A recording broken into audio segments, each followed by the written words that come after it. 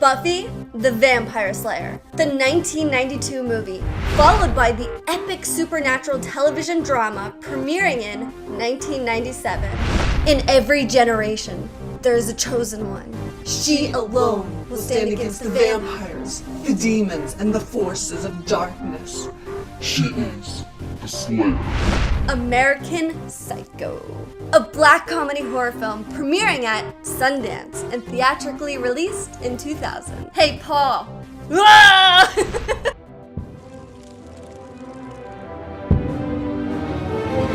Hello everyone, Morgan Martini here. I am so excited for today's Halloween special. This is Halloween, this is Halloween. First, I'm going to recognize two phenomenal female directors who created films in the horror genre. Then, I have a special treat for you. In the spirit of Halloween, I'm taking you with me to visit the most haunted areas on the Queen Mary ship. Are you scared? 'Cause I'm terrified. Okay, let's get started. It's time for the superhero drop.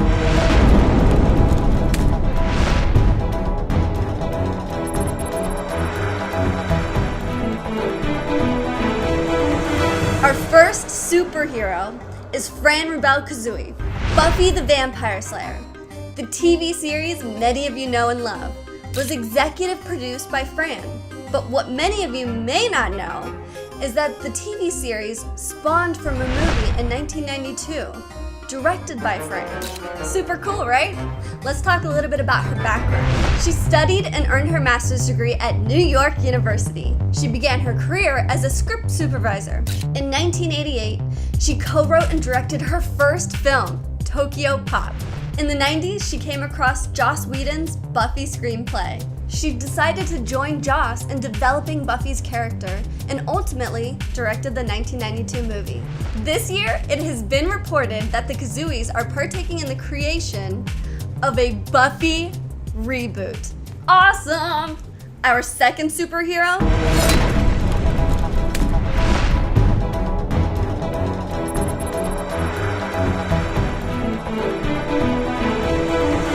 So how many of you out there have seen the gruesome and horrifying movie, American Psycho? This incredible movie was directed by Mary Harron, and well, the making of this film has a very interesting backstory.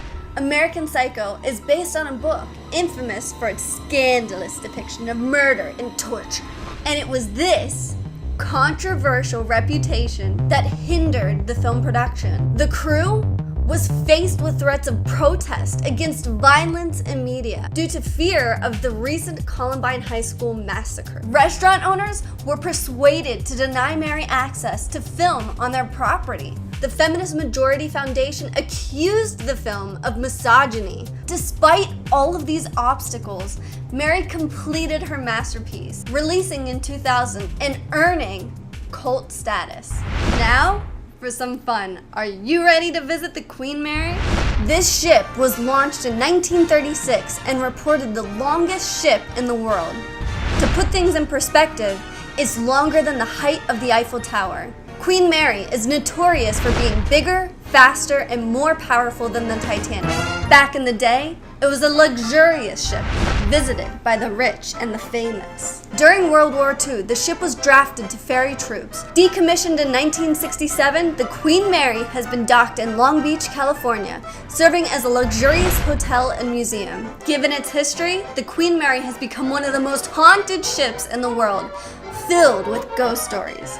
Are you ready for our spooky adventure? Ready or not, here we come. Hey, where did you come from? Good night, Puddin'.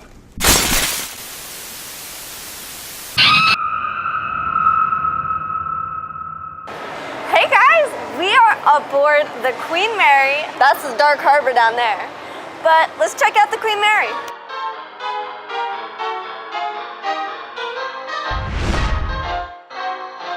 It is believed that a young girl named Jacqueline drowned in the second-class pool.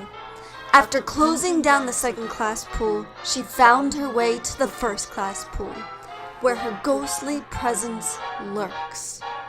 Frightening countless visitors, she splashes around in the pool, giggling and playing with other children. And if you listen closely, Sometimes she even sings. We are now living it up in the first-class lounge, where the ghost of the lady in white is frequently spotted dancing around the room. If she enjoys your company, she may even play a tune on the piano. It was determined that a crew member of the ship named John Petter was crushed to death by Door 13 in the course of an emergency drill in 1966. His body was severed in half, which spawned the nickname Half-Latch Harry. Here is room B474. What I am about to tell you is a very gruesome story. It has been said that a man strangled his wife and child, placing their lifeless bodies on the bed. Then he entered the bathroom, where he shot and killed his daughter Dana before taking his own life. Many report they see Dana roaming the ship and is often spotted playing among the crates in the cargo area. But the most haunting of them all is room B340. Why, you ask? Well, we are not entirely sure of the cause or backstory, but for whatever reason, guests that have stayed in this room have reported paranormal activity time and time again. Hearing noises, voices, faucets turning on and off by itself, footsteps, hangers moving in the closet.